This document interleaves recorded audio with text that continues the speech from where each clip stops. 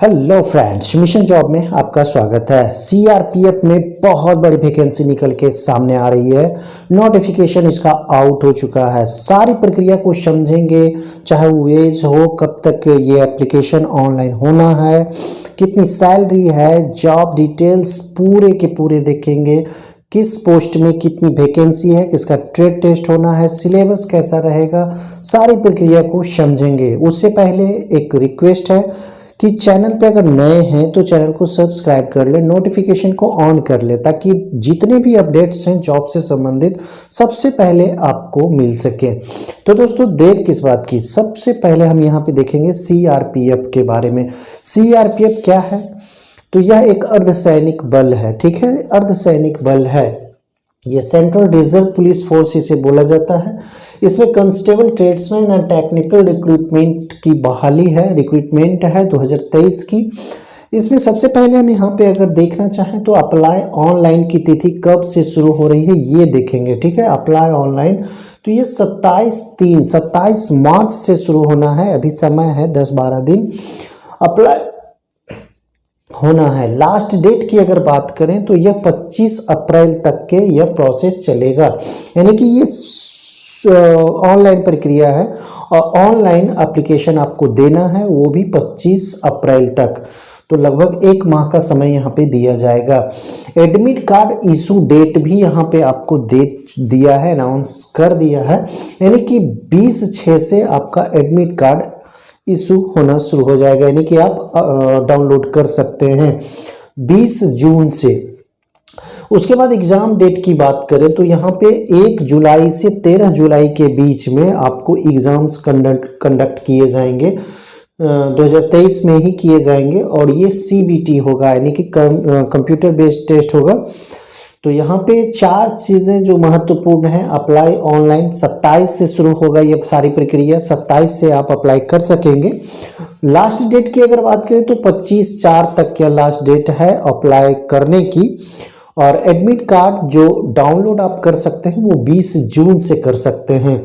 Exam date भी यहाँ announce हो चुका है। एग्ज़ाम डेट जो है वो 1 जुलाई से 13 जुलाई के मध्य होना है, वो भी सीबीटी कंप्यूटर बेस्ड टेस्ट होना है।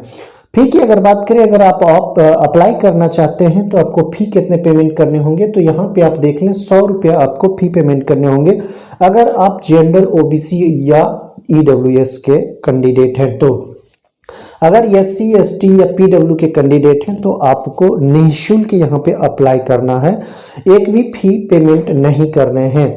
लेकिन अगर जनरल में है, OBC में है, EWS में है तो आप फी पेमेंट करने होंगे आपको।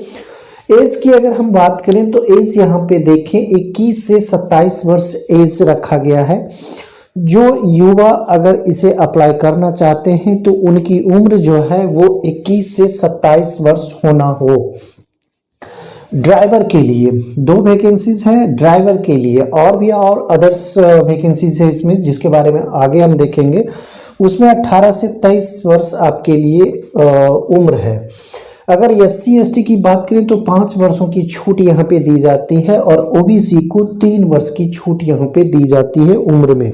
यानी कि अगर आप 21 से 27 वर्ष क्रॉस कर चुके हैं और अगर SC ST में है, OBC में है तो आप अप्लाई कर सकते हैं, बशर्ते कि 5 वर्ष यानी कि 27-5 32 वर्ष तक आपका एज बचा हो।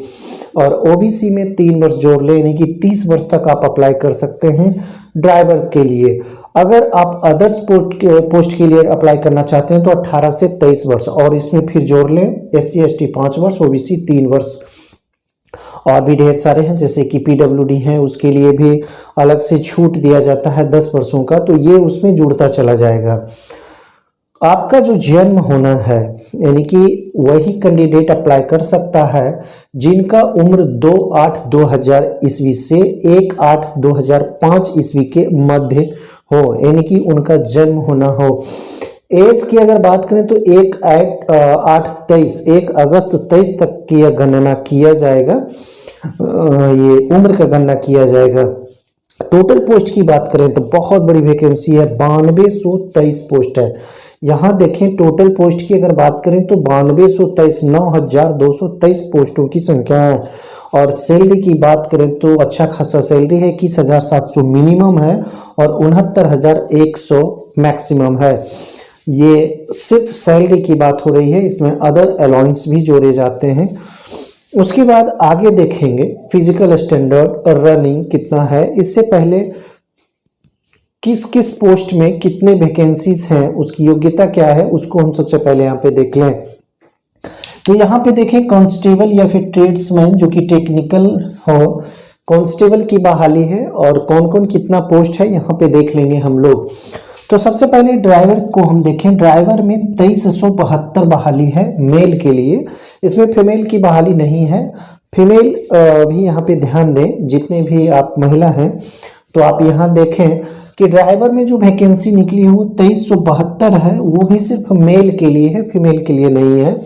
फीमेल यहाँ पे 0 है और इसके लिए आपको 10th पास होना होगा और डीएल यानी कि ड्राइविंग लाइसेंस वैलिड होना है, इसमें एलिजिबिलिटी मांगता है।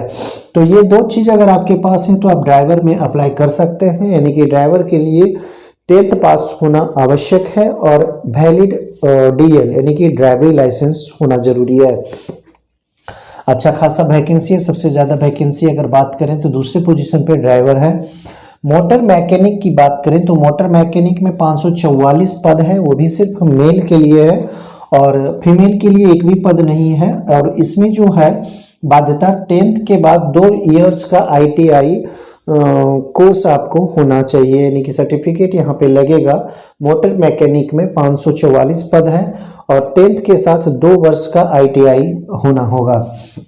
कोबलर की अगर बात करें, कोबलर तो 151 पोस्ट है मेल के लिए, फीमेल के लिए पोस्ट यहाँ पे नहीं है और इसमें 10th पास कोई भी युवा अप्लाई कर सकता है। अगर कारपेंटर की बात करें, कारपेंटर जिसे हम लोग बरही भी कहते हैं, इसमें 139 पोस्ट है, जबकि महिला के लिए एक भी पोस्ट यहाँ पे नहीं है और 10th पास युवा इसे भी अप्लाई कर सकते हैं। अगर टेलर की बात करें, हिंदी में से दर्जी भी कहते हैं, तो 242 पोस्ट है और फीमेल के लिए एक भी पोस्ट नहीं है और यस भी 10th युवा जो भी है 10th पास उसे अप्लाई कर सकता है।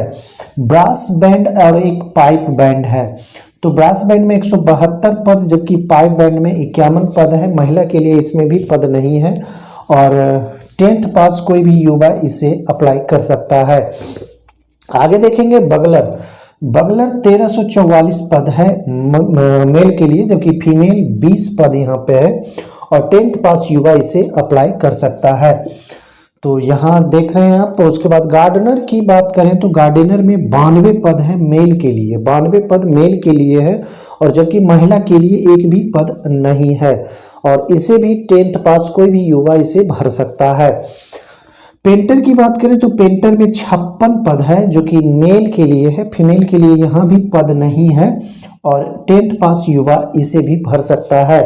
कुक वाटर कैरियर, कुक या फिर वाटर कैरियर के लिए सबसे ज़्यादा पद है, 2429 पद है, 2429 पद है और महिला के लिए जो पद है 46 पद है। 2429 पद मेल के लिए और 46 पद फीमेल के लिए है।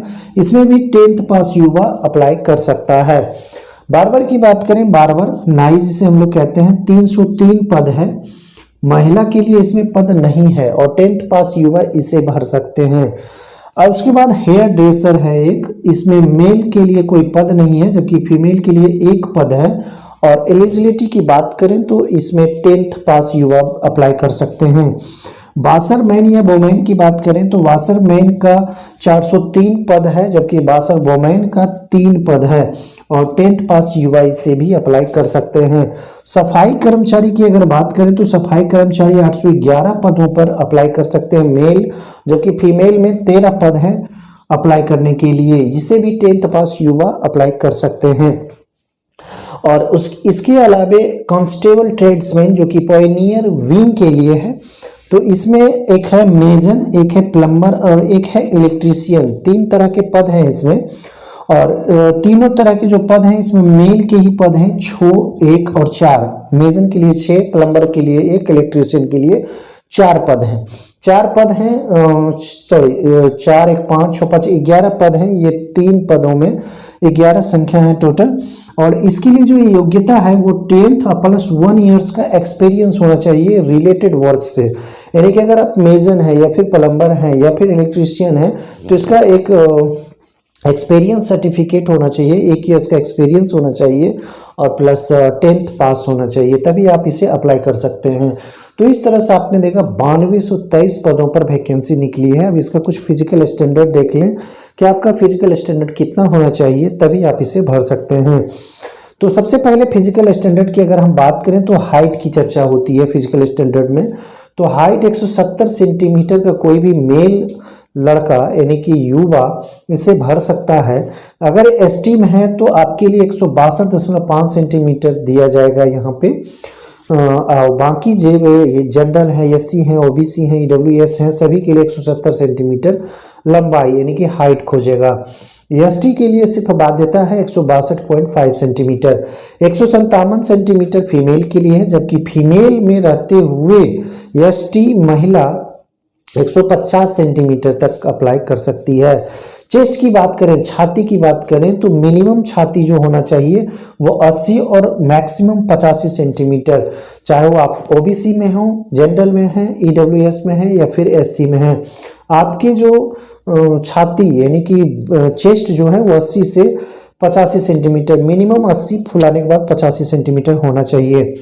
अगर एसटी में है तो आप 76 से 81 सेंटीमीटर यानी कि मिनिमम 76 और फुला के 81 सेंटीमीटर में है तो आप इसे अप्लाई कर सकते हैं, जबकि चेस्ट फीमेल में बाध्यता नहीं है।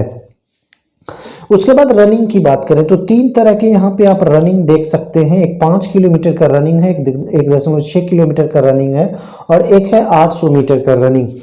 तीनों को आप देखें, 5 किलोमीटर का जो रनिंग होगा वो 24 मिनट में, मेल के लिए हम बात कर रहे हैं, जबकि 1.6 किलोमीटर का जो रनिंग होगा वो 10 मिनट में और 5 मिनट में 800 मीटर का रनिंग। ये 3 रनिंग है आपके लिए और तीनों पोस्ट वाइज है, ठीक है, पोस्ट वाइज है। कांस्टेबल के लिए जो होगा वो 5 किलोमीटर 24 मिनट में, और जो भी टेक्निकल चीज़ें हैं टेक्निकल के लिए ये वाला जो 1.6-10 मिनट में दौड़ने होंगे। उसके बाद अगर आप फीमेल में हैं, फीमेल की अगर आप बात करें तो फीमेल में 1.6 किलोमीटर, और दोनों एक ही कैटेगरी में है, 1.6 किलोमीटर का ही चर्चा है।